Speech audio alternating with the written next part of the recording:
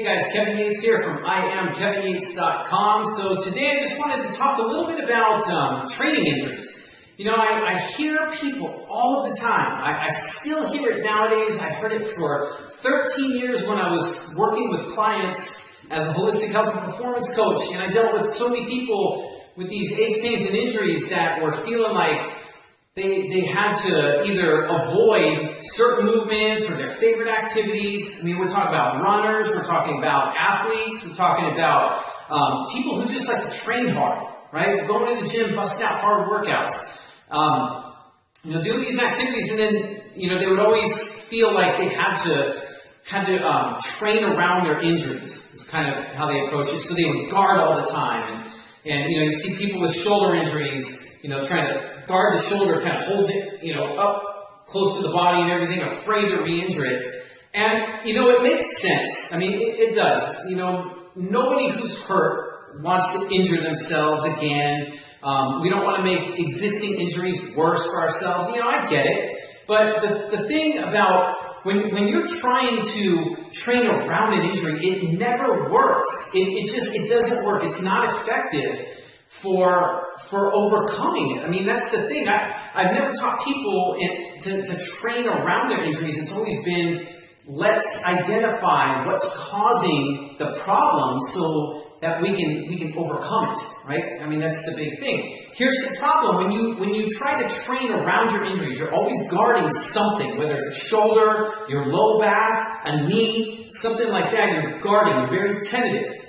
And when you're like that, you're not going to move like you should. Your body doesn't move like it normally should. Also, if you're in pain, you're going to limit your movement as well. So you have less movement options available, is what I'm trying to say. So when you're trying to train around things, you're guarding, you're tentative, and you don't have the same movement options available to you. So for example, if you had a problem with your shoulder, and let's say you had an impingement of your rotator cuff that made it painful every time you lifted overhead. Think of all the things that you might need to do overhead, right? I mean, how's that going to work if you were a tennis player trying to serve a ball? If during your workouts you couldn't do any overhead movements like overhead presses or pull-ups or lat pull-downs, just simple things around the house. If you're reaching up into a cupboard to put something in or taking something down or whatever the case might be. So you limit how much movement you got, and you can't do very much in your everyday life just moving here to here. Same thing with like squatting, right? Lunging. If we can't bend down and pick things up and kneel down and do things, play with our kids, right? Do the activities we enjoy, we're really limiting ourselves. And what that means is that we're not effectively dealing with what's causing the problem with injuries. We're just trying to manage symptoms. That's a dangerous place to be, and it does not work.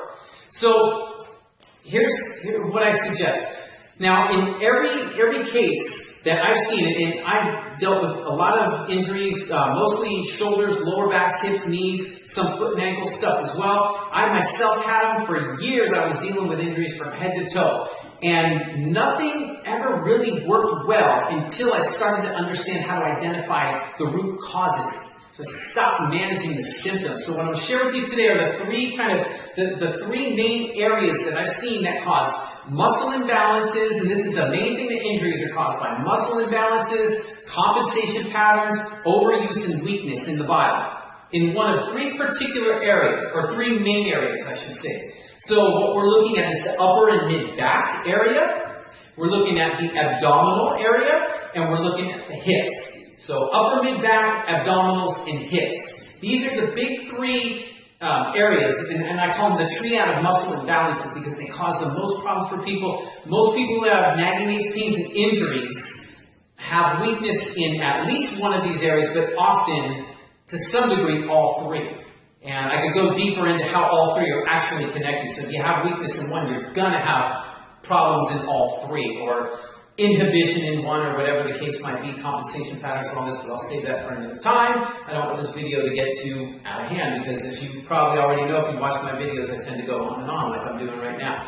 So anyway, that's the main point I want to get today is to stop trying to manage the symptoms of your injury and to start identifying the causes and addressing the causes of them. Because Look, that's what it takes to build the strongest life possible. And part of that is having a physical body that is strong, that is powerful, that is athletic, that is functional, that's capable of living life the way you want to live it. That's capable of enjoying the activities you enjoy doing and not having to be afraid of moving and twisting and turning and doing things a certain way and you can't do them anymore. Right? That's no way to live the rest of your life. So that's just what I want to say here today. So if you have any questions for me, do me a favor and list them below, and I'll do my best to try and answer them in a future video or a blog post or something for you. But just let me know what's on your mind, how I can help. Till next time, this is Kevin Yates from IamKevinYates.com, telling you to go build a stronger life and perform your best. You take care.